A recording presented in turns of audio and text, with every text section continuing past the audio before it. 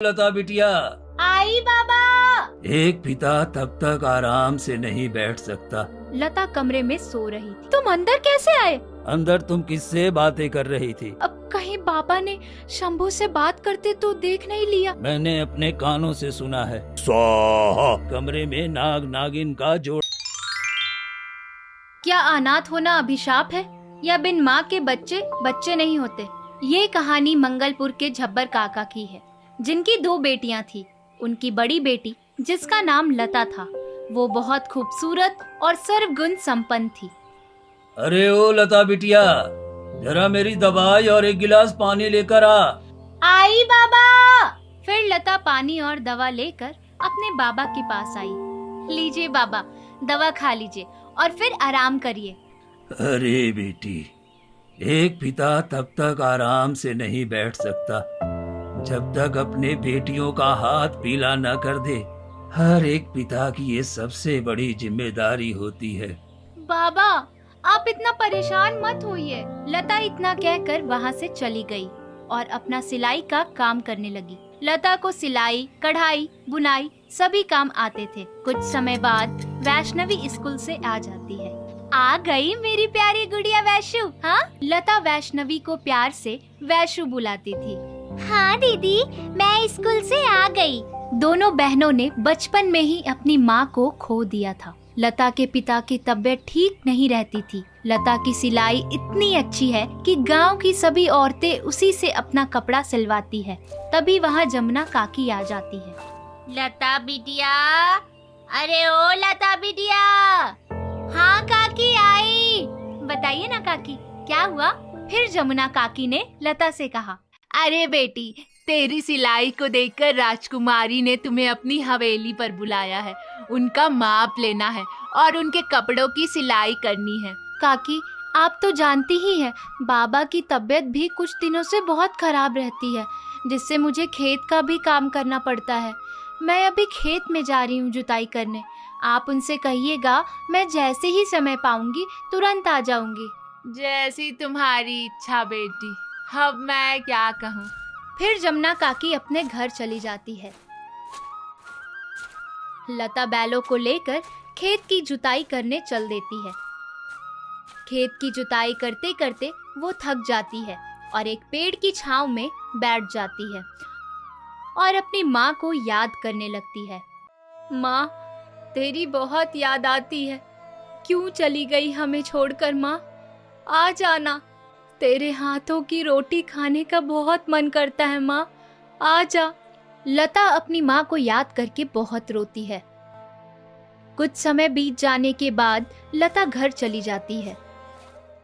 घर पहुंचकर लता अपने बाबा से कहती है, बाबा, मैं हवेली जा रही हूँ। अरे बेटी, तू हवेली क्यों जा रही है? क्या काम आ गया है जो तुझे हवेली जाना पड़ रहा है? बाबा, वो जमींदार की बेटी ने जमुना काकी से संदेश भिजवाया था। उसी के कपड़ों का माप लेकर सिलाई करना है बाबा। अच्छा ठीक है बेटी, संभल कर जाना। घर का खर्च लता की सिलाई और कढ़ाई के पैसों से चलता था। वैशु, वैशु, मैं जा रही हूँ। तुम बाबा का ख्याल रखना और अगर मुझे लौटने में देर हुई तो दवाई देना मत भूलना। ठीक है दीदी, जाइए। इतना कहकर लता चली जाती है। तभी रास्ते में उसे जमुना काकी मिल जाती है। अरे लता बिटिया, हवेली जा रही हो? हाँ काकी, अभी समय मिला तो सोची चली जाऊं। अच्छा काकी, अब मैं चलती हूँ, नहीं तो लौटने में देर हो जाएगी। बड़ी अच्छी है बेचारी, बहुत मेहनत करती है। इसकी माँ भी बचपन में छोड़कर चली गई। हाँ बहन जमुना, तुम सही कह रही हो। बेटियां वैसी ही पराई होती है, लेकिन बिन माँ की बेटी और भी पराई होती है। लता जमींदार के घर पहुंच जाती है। मुझे राजकुमारी से मिलना है, उनके कपड़ों का माप लेना है। अच्छा, तुम यहीं रुको, मैं राजकुमारी जी से पूछ कर आता हूँ। भोला हवेली का एक नौकर है जो राजकुमारी से पूछने गया। राजकुमारी जी, आपसे कोई मिलने आई है, कोई कपड़ा सिलने वाली है। हाँ, वो लता होगी, उसे अंदर भेज दो। भोला बाहर आकर लता को अंदर जाने के लिए कहता है। लता अंदर जाती है। तब राजकुमारी कहती है, अच्छा तो तुम्हारा नाम लता है, जिसके सिलाई के कपड़ों की गांव की पूरी औरतें दीवानी है।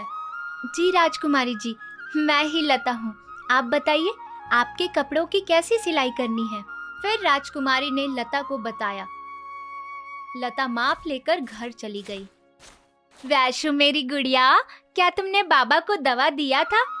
हाँ दीदी, मैंने बाबा को दवाई खिलाई थी। अच्छा ठीक है, तुम अब जाओ, पढ़ाई करो।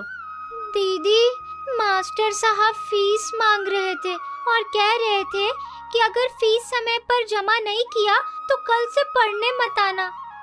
ठीक है मेरी गुड़िया, तुम जाओ, पढ़ाई करो, मैं फीस का इंतजाम करती हूँ।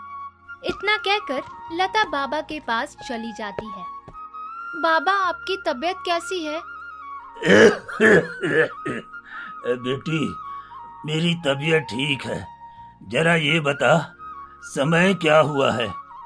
बाबा, शाम हो गई है, आप उठ जाइए, मैं खाना बना लेती हूँ। लता रसोई में जाती है तो देखती है कि बहुत ज्यादा राशन नहीं है, केवल 2 लोग का राशन बचा है। वो उसे पकाने लगती है। खाना पकाने के बाद वो अपने बाबा और बहन को खाना खाने के लिए दे देती है। दीदी, आप खाना नहीं खाएंगी क्या? हाँ बेटी, तू अपना खाना क्यों नहीं लाई? बाबा, आप खा लीजिए, मैं थोड़ी देर बाद खा लूंगी, और वैसे भी मुझे ना कपड़ों की सिलाई करनी है। लता भूखे पेट कपड़ों की सिलाई करने बैठ जाती है। उसे वैशु की फीस भी जमा करनी थी और घर का राशन भी लाना था। लता पूरी रात कपड़ों की सिलाई करती है और सुबह खेतों में काम करने भी चली जाती है। लता खेत से लौटकर आने के बाद वो हवेली जाने को सोचती है। बाबा, मैं हवेली जा रही हूँ क्योंकि दोपहर हो गई और अभी तक कपड़े लेने कोई नहीं आया। क्या बेटी, तू फिर क्या करने जा रही है हवेली? अरे आ जाएगा कोई। लता जब भी हवेली जाने का नाम लेती तो वो देखती थी कि उसके बाबा घबरा जाते थे। बाबा, आप परेशान मत होइए, मैं कपड़े पहुंचाकर जल्दी चली आऊंगी। इतना कहकर लता चली जाती है और हवेली पहुंच जाती है। क्या लता, तुम कितना काम कर लेती हो? इतना जल्दी कपड़े सिलाई, वो भी इतने अच्छे से। लता ये सुनकर बहुत खुश हुई। उसे लगा आज उसे उसके मेहनत के पैसे मिल जाएंगे कि तभी हवेली में हाहाकार मच गया। अरे कहाँ गया, कहाँ गया? अरे अरे यही तो था। ये सुनकर राजकुमारी ने एक नौकर को बुलाया। भोला, ओ भोला, अरे कहाँ मर गया तू? हाँ जी राजकुमारी जी। क्या हुआ, इतना शोर क्यों मचा है हवेली में? हाँ राजकुमारी जी, अभी अभी बागान में एक इच्छाधारी नाग निकला था, पता नहीं देखते देखते कहाँ गायब हो गया। आप परेशान मत होइए, हम उसे जल्द ही मार देंगे। ये सब सुनकर लता भी डर गई, लेकिन उसे अपने सिलाई के पैसे लेने थे। राजकुमारी जी, मुझे मेरे सिलाई के पैसे दे दीजिए, मुझे अपने बाबा के लिए दवाई लानी है। अभी तुम घर जाओ, मैं जमुना के हाथों से पैसे भिजवा दूंगी। लता पैसों के लिए ज्यादा जबरदस्ती नहीं कर सकती थी। वो चुपचाप वहाँ से चल देती है और सोचने लगती है कि पैसों का इंतजाम कहाँ से होगा। तभी वो अपने पड़ोसी मीना काकी से पैसे मांगने चली जाती है। वहाँ पहुंचकर वो दरवाजा खटखटाती है, लेकिन कोई जवाब नहीं मिलता। फिर आवाज लगाती है, काकी, ओ काकी। अंदर मीना सो रही थी। ना जाने कौन इतना तेज तेज गला फाड़ रही है। मीना उठकर दरवाजा खोलती है तो देखती है, अरे लता बिटिया, तुम हो, बोलो क्या काम है? काकी, मुझे कुछ पैसे चाहिए थे, कल या परसों तक लौटा दूंगी, मुझे बाबा की दवाई लेनी थी। अरे लता, मेरे पास इतने पैसे कहाँ जो मैं तुम्हें उधार दे सकूं? और हाँ, तुम्हें शर्म नहीं आती पैसे उधार मांगते हुए? हैं? मीना की बात सुनकर लता बहुत दुखी हो जाती है और वहाँ से जाने लगती है कि तभी मीना की बड़ी बहू सलोनी बाहर निकलकर आती है।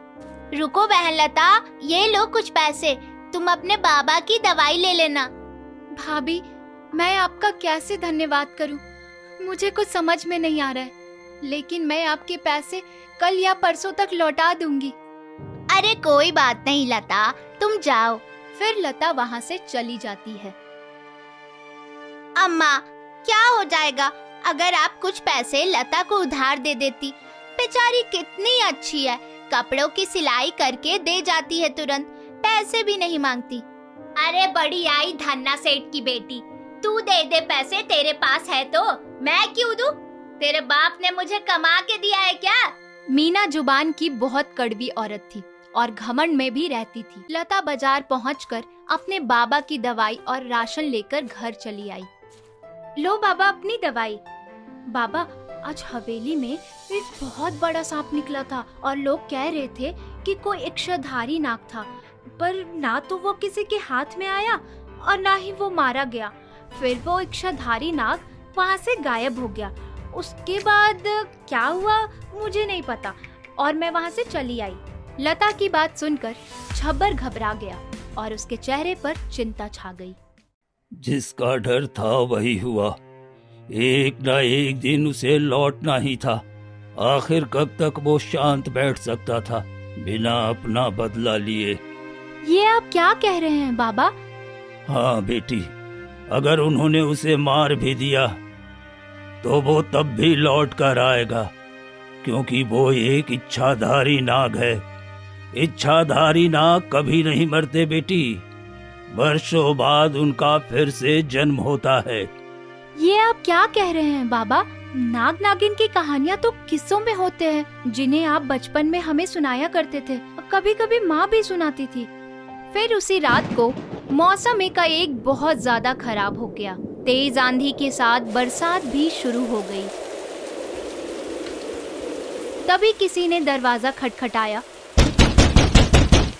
जैसे ही दरवाजा खटखटाने की आवाज लता के कानों में पड़ती है कि तुरंत उसकी आंख खुल जाती है और लता डर जाती है। आखिर इतने रात को कौन दरवाजा खटखटाएगा? पापा अपने कमरे में ही सो रहे हैं, वैशु भी उनके पास लेटी है। आखिर आधी रात को कौन हो सकता है? लता ये सोच ही रही थी कि तभी दोबारा खटखटाने की आवाज आई। दरवाजा खोलो, मुझे मदद की जरूरत है, दरवाजा खोलो। लता जैसे ही दरवाजा खोलती है तो देखती है एक नौयुवक जो देखने में बहुत सुंदर है और खून से लथपथ होकर खड़ा है। लता ये सब देखकर और भी डर जाती है और उस नवयुवक से पूछने लगती है, तुम कौन हो? तुम्हारा नाम क्या है? इतनी रात को तुम कहाँ जा रहे हो, और वो भी तब जब इतना मौसम खराब हो? लता की बात सुनकर नौयुवक सोच में पड़ जाता है। क्या सोच रहे हो? बताओ कि तुम कौन हो और कहाँ से आए हो? मेरा नाम शंभू है। मैं अपने घर जा रहा था। कुछ लोगों ने मुझे अकेला देखकर पीट दिया, जिससे मेरा ये हाल हो गया है। मुझे बहुत तेज दर्द हो रहा है।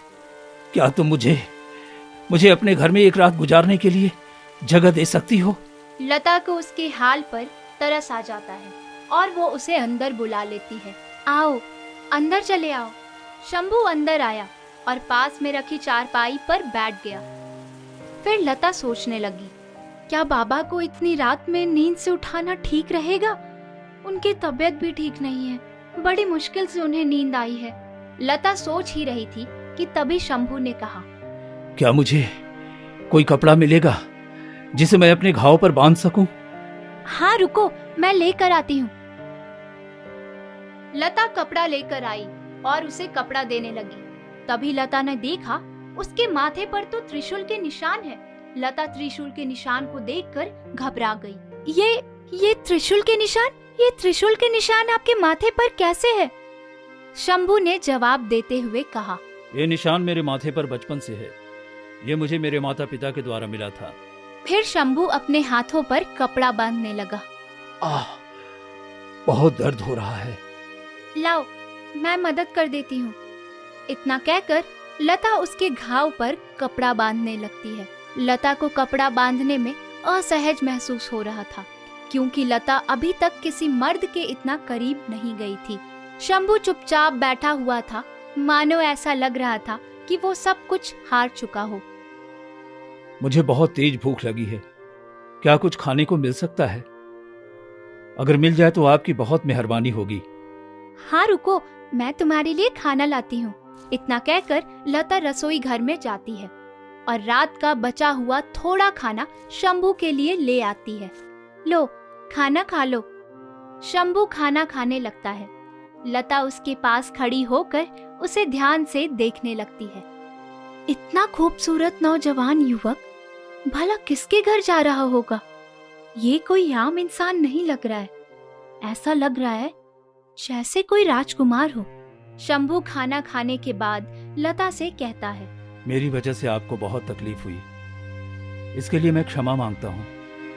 लेकिन क्या करूँ, बड़ी मुश्किल से मैंने अपनी जान बचाकर यहाँ तक पहुँचा हूँ, वरना वो लोग तो मुझे मार ही डालते। क्या आपके दुश्मन इसी गांव के हैं? लता की ये बात सुनकर शंभू कहता है, मैं आपको बहुत कुछ नहीं बता सकता, क्या आप मुझ पर एक एहसान करेंगी? जरूर, क्यों नहीं, आप बोलिए। जब तक मेरे जख्म पूरी तरह से ठीक नहीं हो जाते तब तक आप मुझे अपने घर में रहने दें। लता सोच में पड़ जाती है। एक नौजवान युवक अगर घर में रहेगा और गलती से किसी ने देख लिया तो लोग क्या सोचेंगे? अब मैं क्या करूं? अगर इसे नहीं रहने दिया तो लोग इसे मार डालेंगे। लता ये सोच ही रही थी कि तभी शंभू ने कहा, क्या सोच रही हो? कुछ नहीं, तुम रह सकते हो, मेरे घर में कोई नहीं आता जाता, तुम आराम से रह सकते हो, ठीक है? अब तुम सो जाओ। इतना कहकर लता नीचे लेट गई और शंभू ऊपर चारपाई पर सो गया। अगली सुबह, लता बिटिया, अरे ओ बिटिया। झब्बर ने लता को आवाज लगाई, लेकिन कोई जवाब नहीं आया। लगता है लता बिटिया अभी सो कर नहीं उठी है, जाकर देखता हूँ, कहीं उसकी तबीयत तो खराब नहीं हो गई। झब्बर लता के कमरे के पास जाकर दरवाजा खटखटाता है। लता बिटिया, दरवाजा खोलो।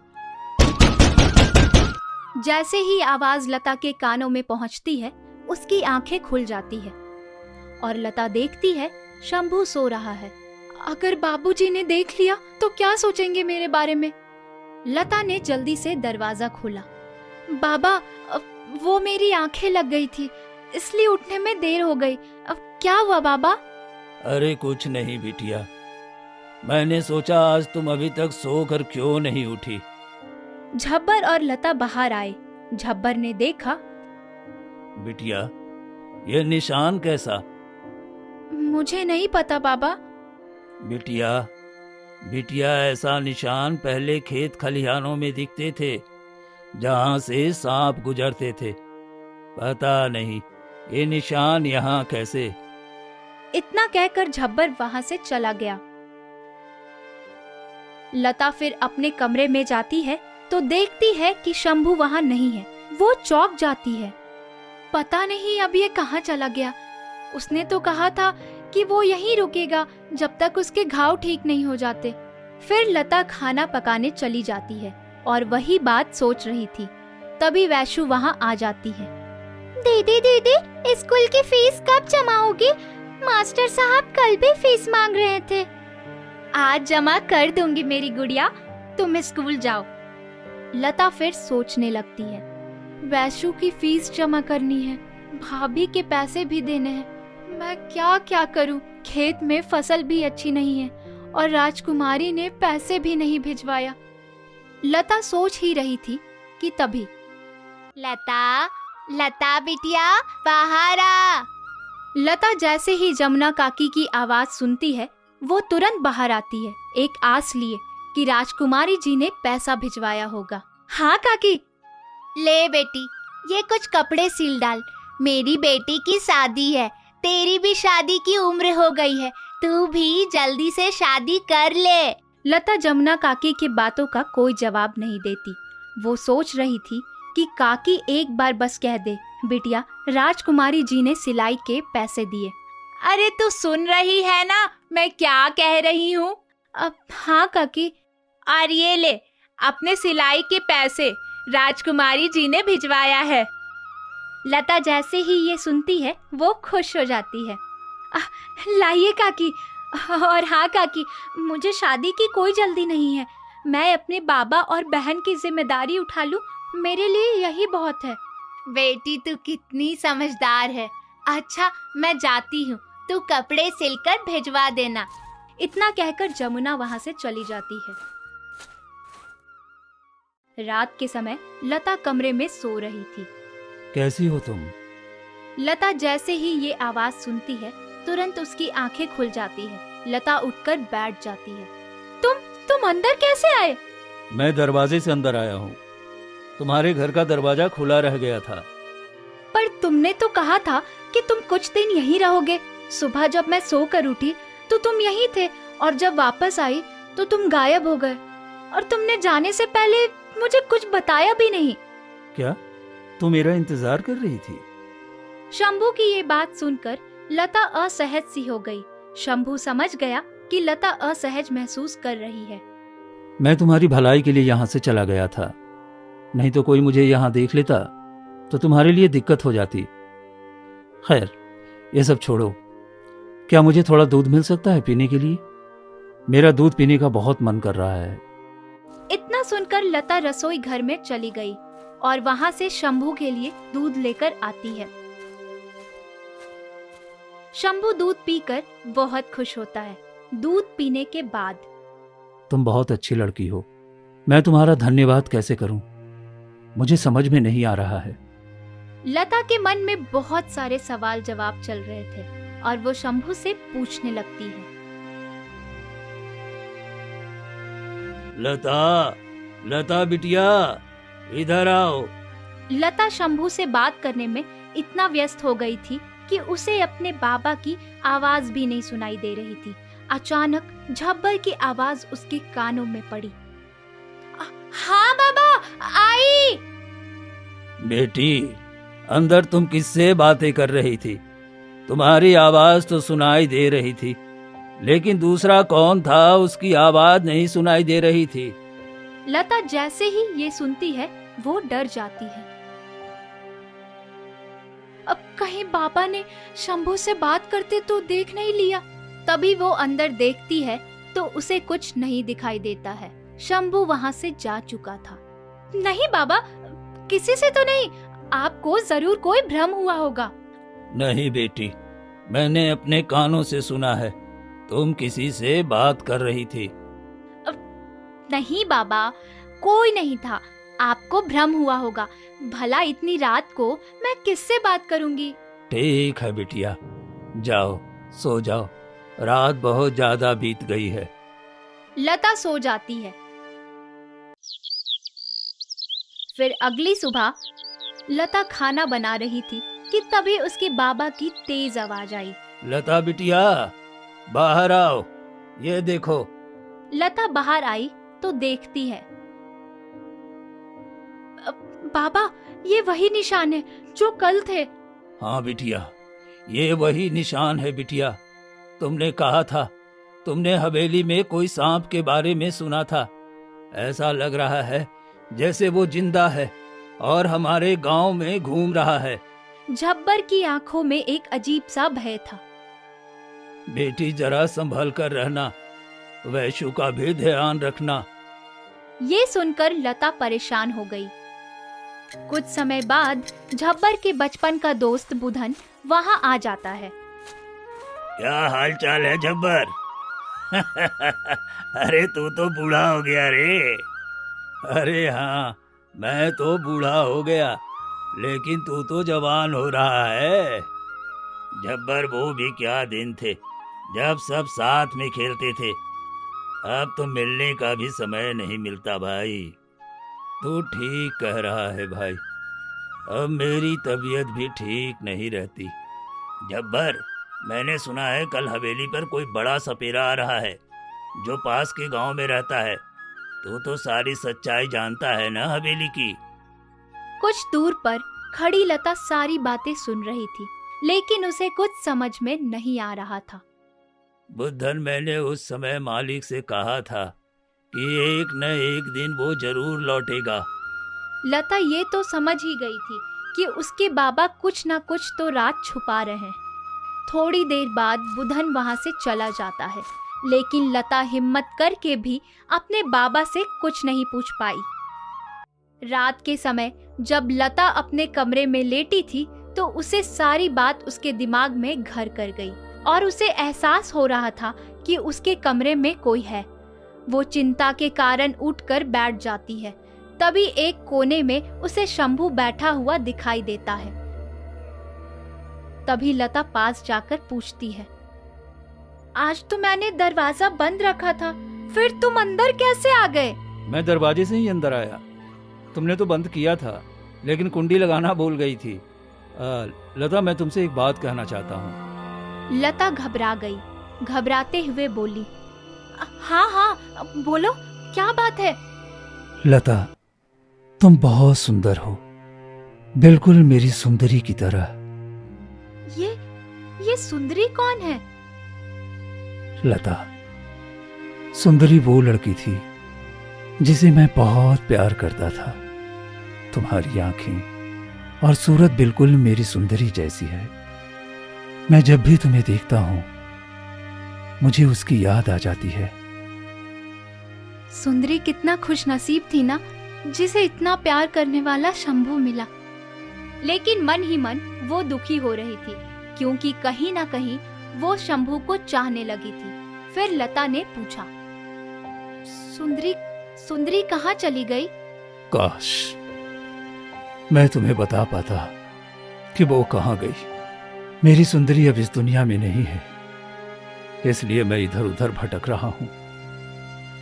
मेरी सुंदरी के साथ जिसने ये किया, मैं उसे जिंदा नहीं छोड़ूंगा।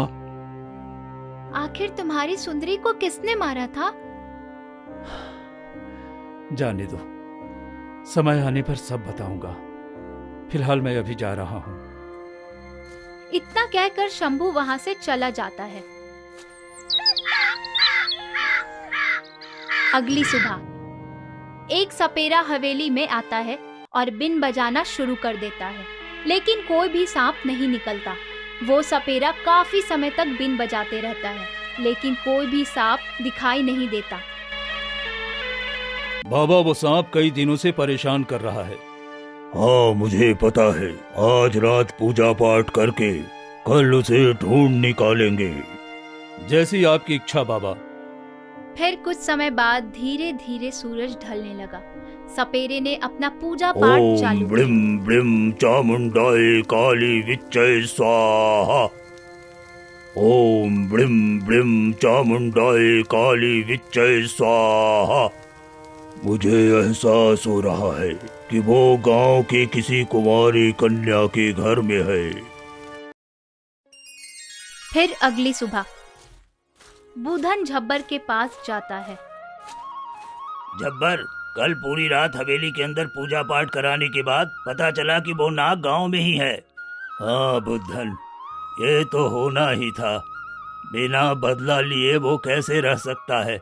बुधन और झब्बर ये बातें कर ही रहे थे कि तभी जमींदार सपेरे को लेकर झब्बर के घर पहुंच गया।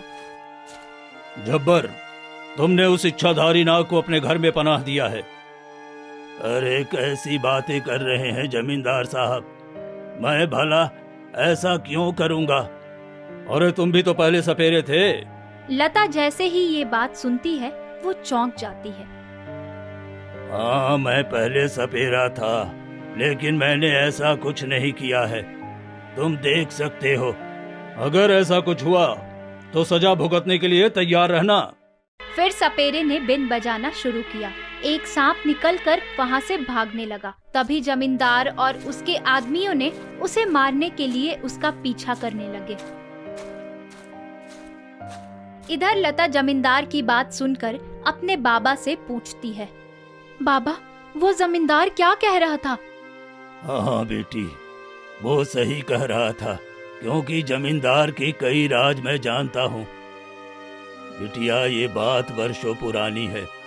जब मैं अपने पिताजी के साथ ये काम सीख रहा था। मेरे पिताजी बहुत बड़े सपेरे थे। एक दिन जमींदार घर आता है और कहता है, झम्मन, मैं गांव के पुराने खंडहर में पड़े मंदिर को तुड़वाकर महल बनाना चाहता हूँ। मैंने सुना है वहां सांपों का वास रहता है। क्या तुम उन्हें पकड़कर जंगल में छोड़ दोगे? मेरे पिताजी ने सीधा सा जवाब देकर मना कर दिया। जमींदार चिढ़कर वहां से चला गया और दूसरे गांव से सपेरा बुलाकर उन सांपों को पकड़वा लिया। कुछ दिन बाद जमींदार की हवेली तैयार हो जाती है। एक दिन जमींदार हवेली में टहल रहा था। तभी उसने एक कमरे में नाग नागिन का जोड़ा देखा। फिर जमींदार ने अपने नौकरों को आदेश देते हुए कहा, झम्मन आने से रहा, वो नहीं आएगा। जाओ उसके बेटे झब्बर को मेरे पास लाओ। जमींदार के लोग मुझे जबरदस्ती पकड़कर ले गए। अब तो बीन बजा, क्योंकि तू झम्मन का बेटा है। झम्मन ने तुझे अपनी कला तो सिखाई होगी। मुझे बीन बजानी पड़ी। नहीं बजाता तो वो मेरे पिताजी को मार डालते। फिर मैंने बीन बजाया। तभी नाग नागिन का जोड़ा बाहर निकल कर आया। जमींदार के लोगों ने नागिन को मार दिया और नाग वहां से भाग गया। वो जोड़ा आज भी मेरी नजरों में है। वो बहुत ही प्यारा जोड़ा था। कुछ दिन बाद मेरे पिताजी की मृत्यु हो जाती है। मैं तब भी सपेरे का काम कर रहा था। एक दिन एक सांप ने मुझे डस लिया। उसका जहर मेरे पूरे शरीर में फैल जाता, लेकिन उसके पहले मेरा इलाज हो गया था। उसके बाद मैंने सपेरे का काम छोड़ दिया। जब मैंने वो निशान देखे थे, तभी मैं समझ गया था कि वो वापस आ चुका है। आज भी वो मेरे घर से निकल कर गया है। मुझे डर है कि कहीं उसे भी न मार डाले वो लोग। तभी शंभू वहां आ जाता है। तुम यहाँ क्या कर रहे हो? ये कौन है बेटी? बाबा, ये... रुको लता, मैं बताता हूँ। मैं वही इच्छाधारी नाग हूँ जिसके नागिन को तुमने मरवाया था। लेकिन मुझे ये भी पता है कि तुम ऐसा नहीं करना चाहते थे। मैंने एक बार तुमको डस भी लिया था, जिसके कारण मैं आज भी शर्मिंदा हूँ। तुमने मेरी जान बचाई थी। और हाँ, अभी कुछ समय बाद कोहराम मचेगा। जिसने मेरी सुंदरी को मारा था, सबसे बदला ले चुका हूँ। इतना कहकर शंभू अपने असली रूप में आ जाता है और वहां से चला जाता है।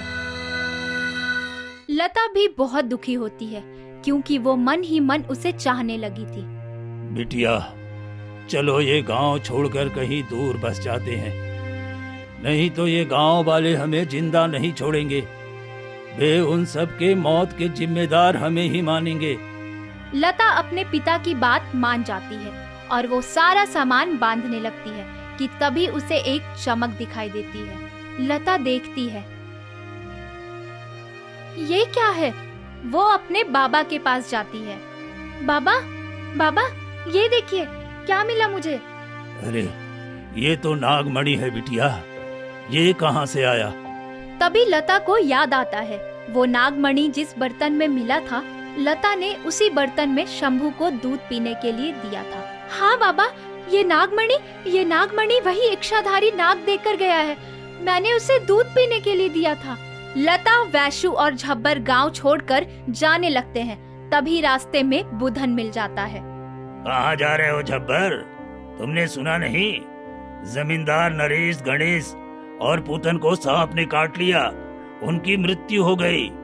हाँ बुधन, ये तो होना ही था एक दिन।